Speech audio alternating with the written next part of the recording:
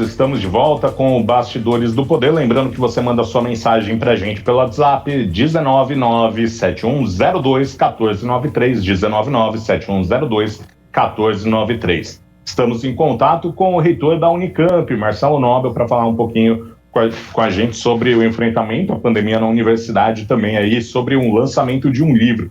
Reitor, seja muito bem-vindo aqui ao Bastidores do Poder. Obrigado, Marcão, obrigado, Zezé, Rose, por me receber aqui mais uma vez. A todos os ouvintes da Rádio Bandeirantes, um abraço também. Vai lá, Zezé, faz a primeira.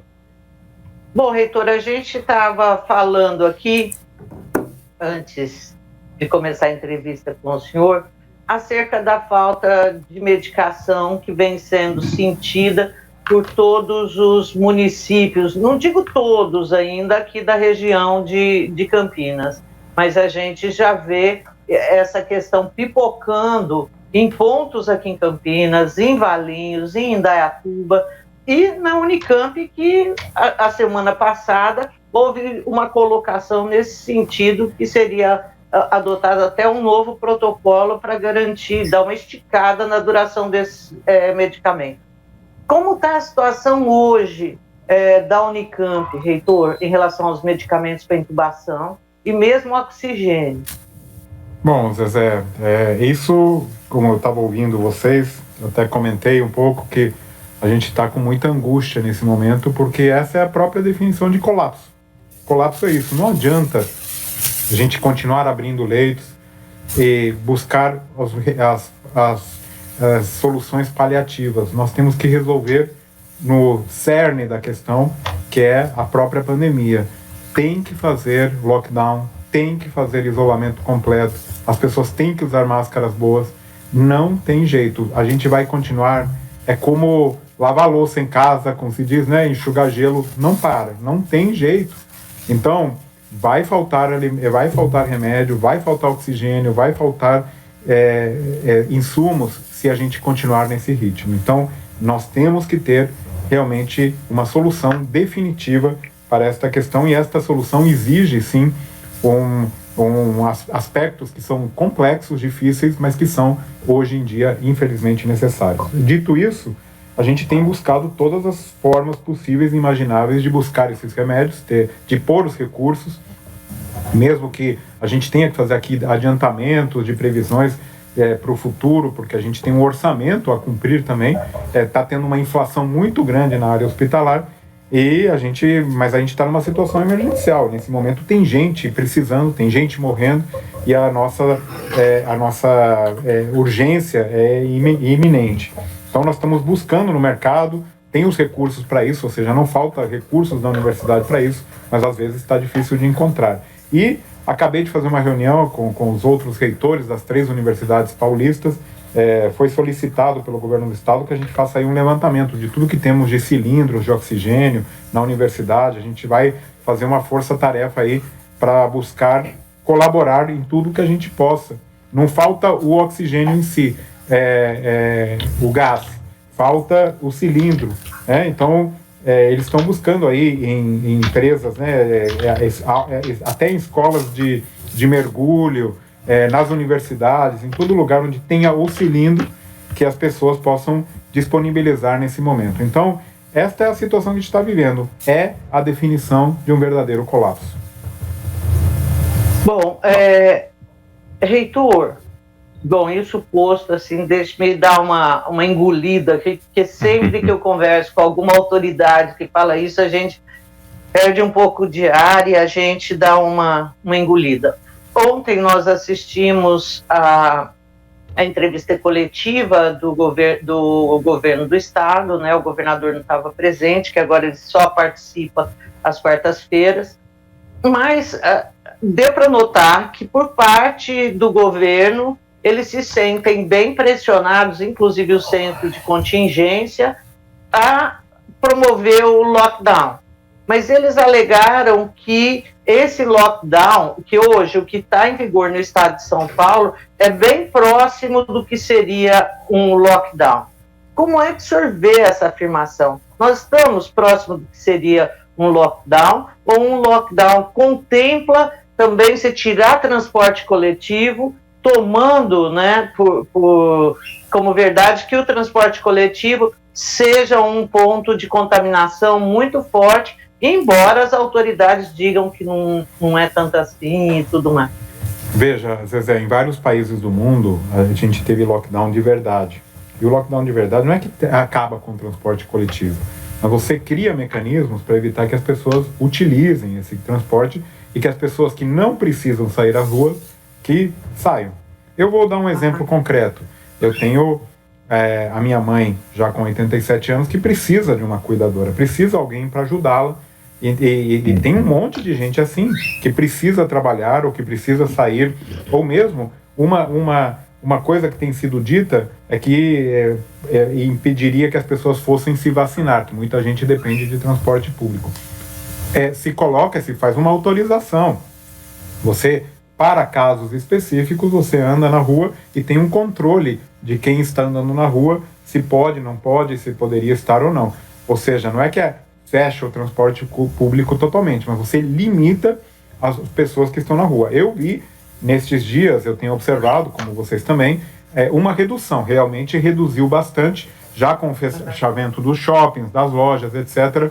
Eu andei um pouco na cidade justamente neste fim de semana e eu percebi menos movimento e espero que isso tenha um reflexo. Mas mesmo assim, ainda vemos festas, ainda vemos pessoas que têm empregados domésticos que continuam andando de ônibus, ou seja, a gente vê uma situação que não é um lockdown. Então nós teríamos que restringir, sim, de uma maneira mais efetiva esta situação. Mas não é fácil. Eu reconheço que há muitas dificuldades, a logística é complexa, mas nós estamos numa situação emergencial de fato e que precisaria algo mais efetivo ser feito.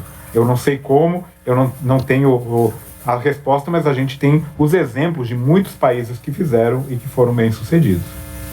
Ô, reitor, houve também uma reclamação, né, até mesmo da Prefeitura de Campinas, sobre a abertura de leitos do estado de São Paulo, e a gente sabe que uma das portas, né, de leitos estaduais aqui em Campinas é o Hospital de Clínicas da Unicamp. Como o senhor avalia? Faltou apoio do governo estadual para abrir mais leitos no HC da Unicamp? Ou o limite, já chegou ao limite de conseguir mesmo, né, criar esses leitos dentro da estrutura do hospital? Como o senhor analisa essa situação? A gente está em constante negociação com a Secretaria de Estado de Saúde, com a diretoria regional, solicitando mais recursos, porque como eu já comentei isso aqui, né, até neste espaço, né, as pessoas não têm ideia do custo que significa um leito de UTI. Para implantar um leito de UTI custa algo em torno de R$180 mil. E para manter um leito de UTI, a diária, aqui colocando o valor baixo, é R$2.500 a R$3.000 por dia, por leito. Então, se você abre 10 leitos, são R$30 mil por dia. Se você multiplica isso por 30 dias, são R$900 mil. Ou seja, é um recurso considerável que o Estado tem que oferecer. Então, nós aqui nesta situação emergencial, nós aportamos recursos da reitoria para abrir em leitos de enfermaria, ou seja, abrimos neste momento muitos leitos de enfermaria, 54 leitos exclusivos para a Covid, sendo neste momento financiados pela própria universidade e já solicitado recurso para a Secretaria Estadual de Saúde. E abrimos, neste meio tempo também, mais 10 leitos de UTI, estão previstos mais 10 leitos. Ou seja, a gente está chegando no limite da nossa capacidade financeira e estamos pedindo apoio da Secretaria para que esses leitos possam continuar atuando. Agora, você já tem uma data da abertura desses 10 novos leitos? Porque da última vez que eu conversei com o superintendente do HC, ele falou para mim que estava batendo na questão de mão de obra, estava com dificuldade para contratar médicos, a equipe mesmo queria trabalhar nesses leitos? Então, Rose, isso a gente está buscando, está aberto. Assim que a gente conseguir contratar, a gente abre. Está tudo dependendo. Está muito difícil conseguir, principalmente, médico intensivista, que é raro no mercado hoje em dia, está com muita procura. E enfermeiros também. Então, os enfermeiros vão buscando oportunidades. Tem hoje muitas vagas possíveis, então está muito difícil a gente contratar. A gente está com aí as vagas abertas, contratando gente, e assim que a gente tiver possibilidade, a gente vai abrir. Gente, eu acho que tem uma música de rolando. Eu não estou entendendo. É aqui, na rua, passando um carro de som. Marcão, isso vamos morar na balada. Reitor, eu queria falar do livro, Zezé, porque a gente acabou chamando ele para falar do livro, mas vai lá. Tá. Não vai? Não vai. Não, eu queria ver como é que está a universidade nessa época de pandemia. Primeiro, a questão de orçamento, se houve queda nos repasses ou não, de quanto foi, se tiver havido. E o outro ponto é em relação... por estar indiretamente envolvida com a universidade, eu vejo muitas pessoas que eu conheço se aposentando, muitas. Como é que estão essas aposentadorias e qual o impacto que está tendo na Unicamp?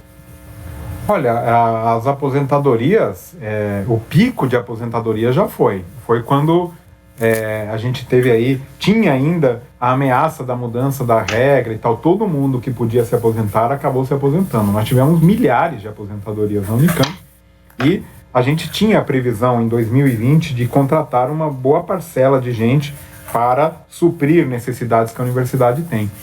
Porém, vocês sabem também que na esteira aí do apoio aos estados foi criada uma lei complementar, a Lei Complementar 173, que proíbe instituições públicas de contratar novas pessoas, de fazer progressões, inclusive trava aí certos avanços dentro da própria carreira nos órgãos públicos. Então nós fomos proibidos pela Lei Complementar 173 de fazer com novas contratações, mas as pessoas continuam se aposentando. Mas a grande pico já aconteceu aí em 2019, 2018, 2019, onde a gente tinha o perigo rondando de uma mudança na regra da aposentadoria. Então nós estamos vivendo hoje numa situação bastante delicada, com muita gente que se aposentou e sem poder contratar. Naturalmente, aqui sim, cabe um adendo. Essa lei complementar permite contratação emergencial devido à Covid, ou seja, para o combate ao Covid a gente consegue contratar, e por isso que a gente está contratando nesse momento, mas só para esses casos. Em relação ao ICMS, reitor, houve queda significativa na arrecadação, no repasse? Não, em 2020 ocorreu uma queda no início, mas no final ela teve uma forte recuperação. Então, dentro de tudo, teve uma queda, mas não foi significativa, foi algo em torno de 10% do que era previsto.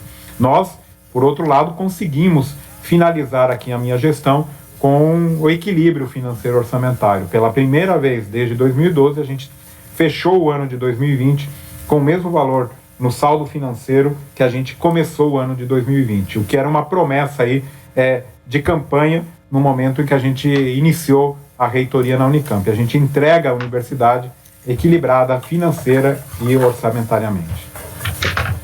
Obrigada. Pois é, o reitor ele deixa a Unicamp agora como reitor em abril, e você sai aí lançando um livro sobre essa questão política do negacionismo, né? Fala um pouquinho desse livro, por que você decidiu escrever sobre isso, e, na verdade, eu imagino que você deva ter decidido escrever sobre isso por conta dos ataques que a universidade sofreu. Como que foi isso?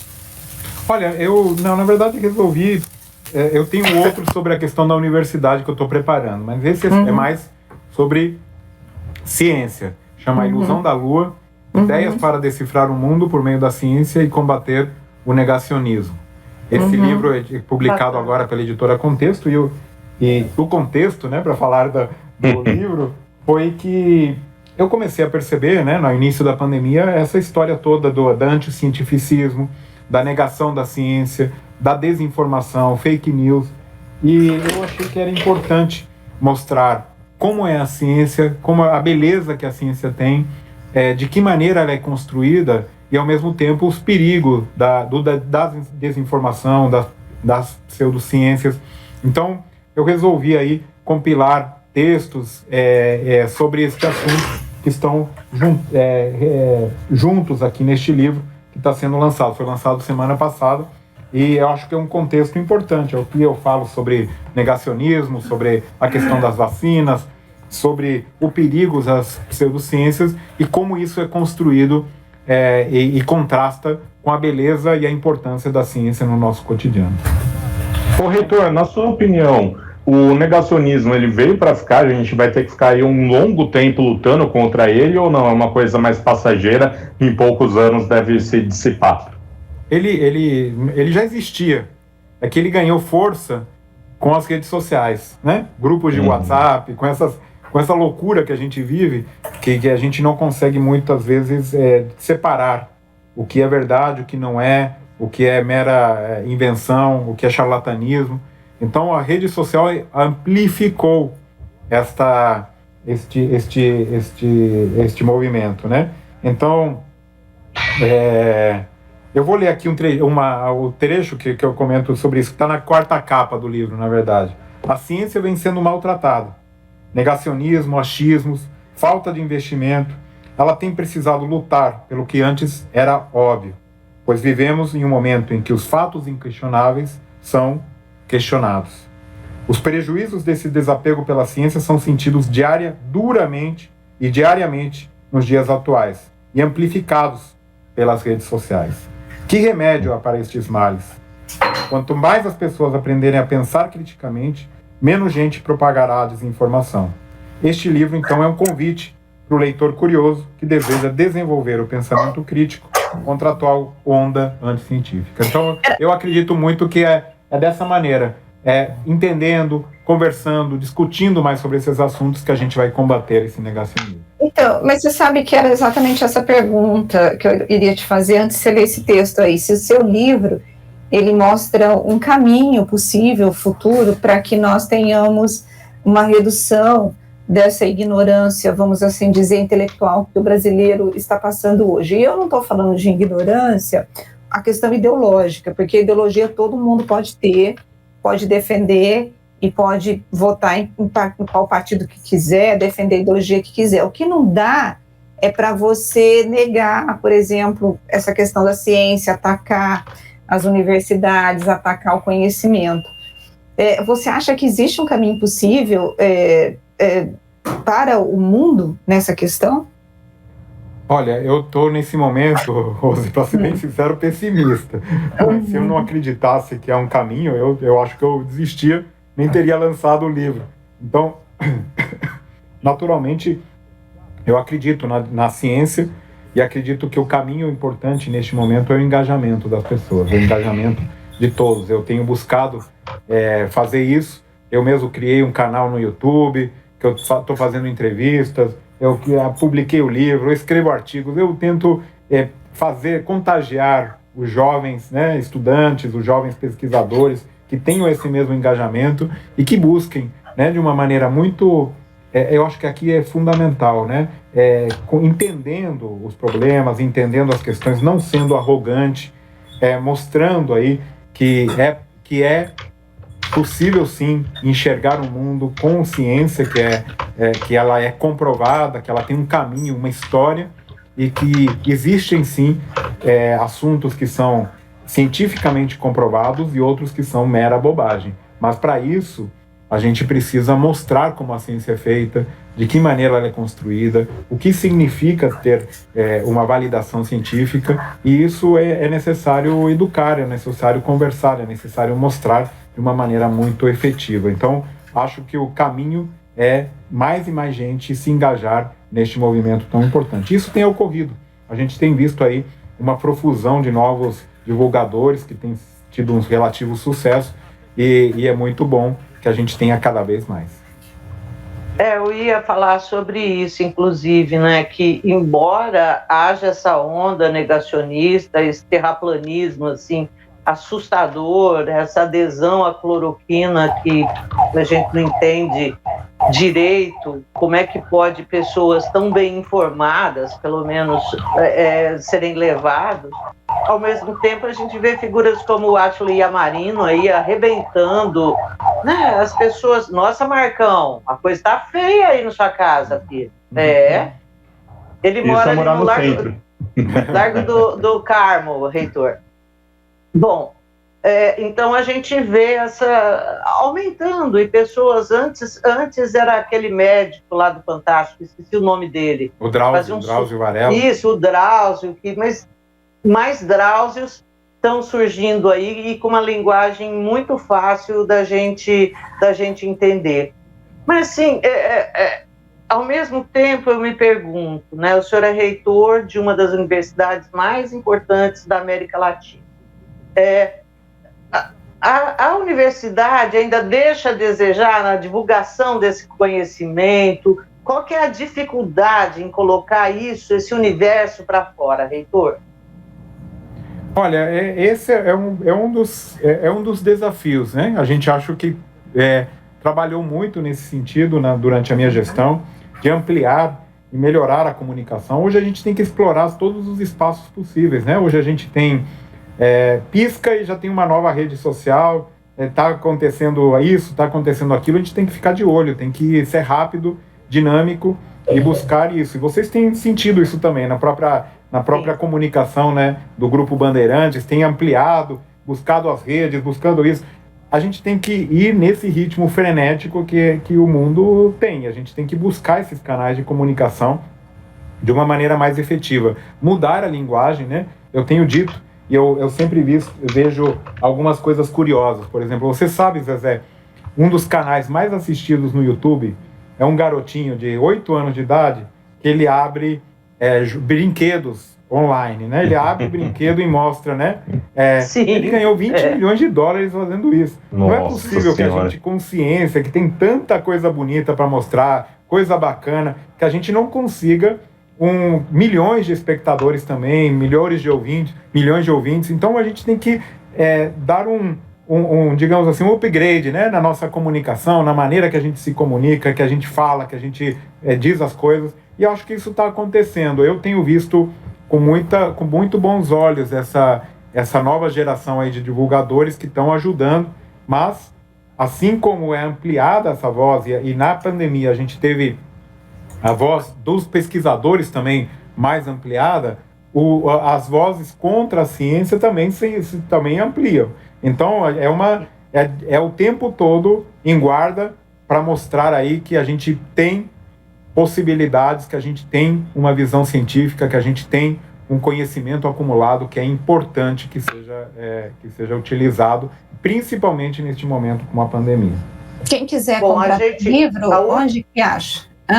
É que a gente tem que encerrar. O livro está na Editora Contexto, editoracontexto.com.br, ou se não na Amazon, qualquer outra livraria que tenha online. Acho que ele já está disponível em todas as coisas. A Ilusão da Lua, Editora Contexto, Marcelo Knobel. Eu agradeço a ajuda aqui na divulgação e fico feliz de comentar sobre o livro hoje. Mas vai lá, Zezé, eu vou ficar com... Eu vou terminar. Isso, que ontem eu deixei se arrebentar aí a entrevista. 10 minutos estourou. Reitor, a Unicamp, a partir de abril, vai ter um novo reitor, e a gente percebe que das coisas que, pelo menos, que nós gostamos durante a sua gestão foi a abertura. Uma universidade que a gente conseguia acesso com muita facilidade na sua gestão. A senhora acredita que isso continua ou a gente pode ver um retrocesso nesse sentido? Olha, eu tenho a esperança que sempre continue. A gente tem aí uma história da Unicamp que tem um pouco mais de 55 anos, recheada de crises, né? A gente tem crises do país o tempo todo, assim, 55 anos não faltaram crises. E a Unicamp cresceu e se tornou o que ela se tornou hoje. A gente viveu uma gestão com muitas crises, não foram poucas, e que culminou com a pandemia para piorar a situação. E eu tenho esperança que a próxima gestão, seja ela quem for, continuará fazendo esse avanço que a Unicamp sempre tem. A gente tem o principal fator que é fundamental. A gente tem as pessoas que são fantásticas, que fazem o que a Unicamp é, e essas pessoas estão lá prontas para ter uma universidade pública de qualidade, para servir a sociedade, e cada vez mais essas pessoas mostrarão a força, e tenho certeza que qualquer que seja a gestão, continuará avançando e evoluindo. Então eu tenho essa convicção de que chegaremos lá. E eu hoje, já aqui em clima nostálgico, né, Zezé? Eu já vim várias vezes aqui ao programa, provavelmente será a última como reitor da Unicamp, e agradeço aí por todo o espaço, por todos os comentários, por toda a atenção que vocês têm dado realmente para uma universidade que é referência aqui na região de Campinas e no mundo. Muito obrigado, reitor Marcelo Knobel, ele que deixa então agora a reitoria no próximo mês. Forte abraço para o senhor, até a próxima. Muito bem, obrigado Marcão, obrigado Zezé, obrigado Rose e obrigado a todos os ouvintes.